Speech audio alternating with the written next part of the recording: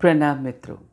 जब भी हम मनुष्य के दुख की, चिंता, तनाव की बात करते हैं तो हम कहते हैं कि उसके दुख का मूल कारण है उसकी इच्छाएं। यही उपदेश और संदेश हमारे बड़े बड़े पूर्व के मनुष्यों और बुद्धिजीवियों, ज्ञानियों ने कहा है कि मनुष्य की इच्छाएं ही उसके दुख का कारण है। तो इसका क्या मतलब है कि इंसान इच्छाएं करना छोड़ दे, या ये समझे कि अगर मनुष्य इच्छा करेगा और दुख पाएगा तो कभी सुखी नहीं रह पाएगा। इसका मतलब आदमी जब तक जिंदा है वो सुखी नहीं हो सकता, या फिर उसको अपनी इच्छाओं का त्याग करना पड़ेगा। पर इच्छाओं के बिना मनुष्य कैसे जी सकता है? इच्छाएं तो बेहद ज़रूरी हैं।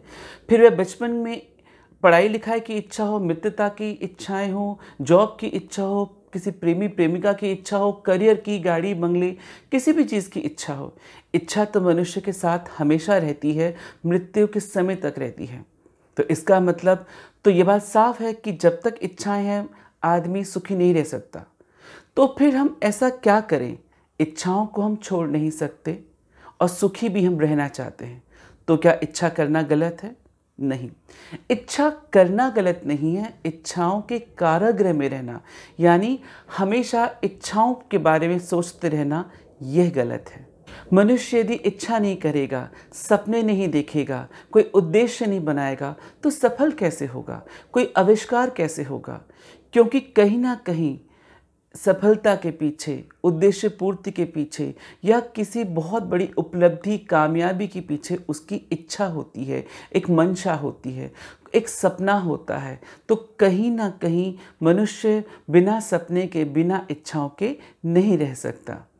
पर अब क्या करें कि इच्छा छोड़ नहीं सकते और सुखी भी हम होना चाहते हैं। तो इसका मतलब कहीं ना कहीं हमें इच्छाओं के मनोविज्ञान को समझना पड़ेगा। मसलन हम ऐसे कैसे इच्छा करें कि इच्छा तो हो लेकिन दुख ना मिले। मान के चलिए मेरे पास अभी साइकिल नहीं है, मैंने साइकिल की इच्छा करी और मेरी इच्छा है कि मैं साइकिल लूं, और जब तक साइकिल नहीं आई, मान के चलिए 1 साल हो गए, 2 साल हो गए, 3 साल हो गए। इन 3 साल में जब तक साइकिल नहीं आई तो हम क्या करते हैं? हम 24 घंटे यही सोचते हैं, हाय साइकिल, ये साइकिल कब आएगी? तो एक बार हो गया, 2 बार हो गया, 1 महीना हो गया, 1 साल हो गया, 2 साल हो गए। तो जब 2 साल बाद साइकिल आती है तो कायदा ये कहता है कि अगर साइकिल आ गई, इच्छा पूरी हो गई, तो अब मन नहीं भटकना चाहिए, दूसरी इच्छा नहीं पैदा होनी चाहिए। पर इच्छा क्यों पैदा होती है? इच्छा इसलिए पैदा होती है कि हम एक अभ्यास से गुजर चुके होते हैं। जी हाँ, यानी मन एक अभ्यास कर चुका होता है, हाय साइकिल, हाय साइकिल, हाय साइकिल, और इस बात को पूरे दिन, पूरे हफ्ते, पूरे महीने, पूरे साल, और जब तक साइकिल नहीं आती तब तक उसमें लगा रहता है। अब साइकिल आ गई, साइकिल तो आ गई, इच्छा तो पूरी हो गई, लेकिन अब उस आदत का, उस अभ्यास का क्या जो इतने सालों तक रही? तो जिसके चलते मन भटकता है, देखता है कि अच्छा दूसरे के पास बाइक है।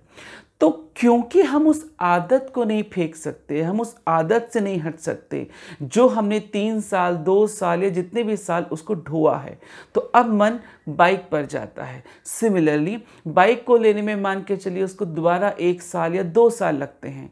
तो फिर उसके पहले के 3 साल और अब के 2 साल, ये जो आदत होती है, हाय जब तक साइकिल नहीं आएगी, हाय जब तक बाइक नहीं आएगी, तब तक उसके अंदर ये जो 24 घंटे अनवरत चलता रहता है, ये नहीं आया, ये नहीं मिला, तब तक वो परेशान रहता है। तो इसीलिए जिस दिन बाइक आ जाती है वो कुछ और ढूंढता है, फिर वो कार हो, फिर वो घर हो, फिर वो स्त्री हो या सुंदर स्त्री हो या और सुंदर स्त्री हो, कुछ भी हो, वो और करता रहता है, क्योंकि वह उस लत को, उस अभ्यास को, जो उसको प्रैक्टिस हो चुका है आने की, वो उस पे काम नहीं कर पाता, इसलिए कुछ ना कुछ और ढूंढता है और अपनी उस आदत को कहीं और लगा देता है। हैरानी तो ये है कि एक इच्छा पूरी होने के बाद मन संतुष्ट हो जाना चाहिए, लेकिन मन इसीलिए संतुष्ट नहीं होता क्योंकि मन खाली हो जाता है, रिक्त हो जाता है, लेकिन उस आदत और अभ्यास जिसे हम बहुत समय से ढो रहे होते हैं उससे मुक्त नहीं होता।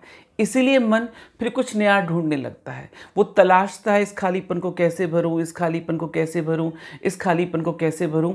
वो कोई खालीपन को भरने में लगा रहता है। तो इच्छाएं क्या है? उस खालीपन को भरने का नाम है, जो हमको लगता है कि सुख दे देगी। लेकिन वो सुख कब देगी, वो इच्छा कब पूरी होगी, इस चक्कर में हम अपने आज को तबाह कर लेते हैं, अपने आज के आनंद को नहीं भोग पाते। तो इच्छा रखें, आज के आनंद को जिएं और उस इच्छा से बंधे नहीं, और उसकी ऐसे लत ना पड़ने दें कि जब इच्छा पूरी हो जाए तो उस रिक्तता को भरने के लिए मन बेचैन और व्याकुल हो जाए।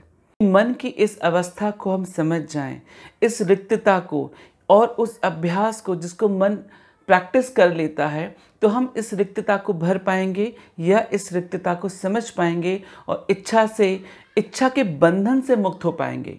तो देखा आपने, हम इच्छा भी रख सकते हैं और उसके बंधन और उससे मिलने वाले कष्ट से भी दूर हो सकते हैं। बस हमें करना क्या है, हमें अपने अंदर उस आदत को नहीं पनपने देना जो इच्छा के मिलने तक होती है।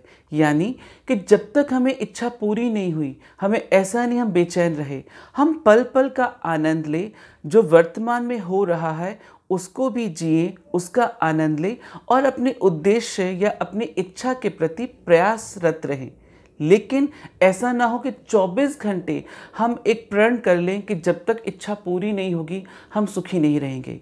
यदि आप इस ढंग से इच्छाओं को देखते हैं और इच्छाओं के साथ व्यवहार करते हैं, तो आप पाएंगे आप किसी लत के, किसी आदत के, किसी इच्छा के शिकार नहीं हुए और इच्छाओं से मुक्त हो गए। तो इच्छा रख के भी मुक्त हुआ जा सकता है, इच्छा रखकर सुखी हुआ जा सकता है। यह ज़रूरी नहीं कि इच्छाएं ही हमारे दुख का कारण हैं। Thank you so much.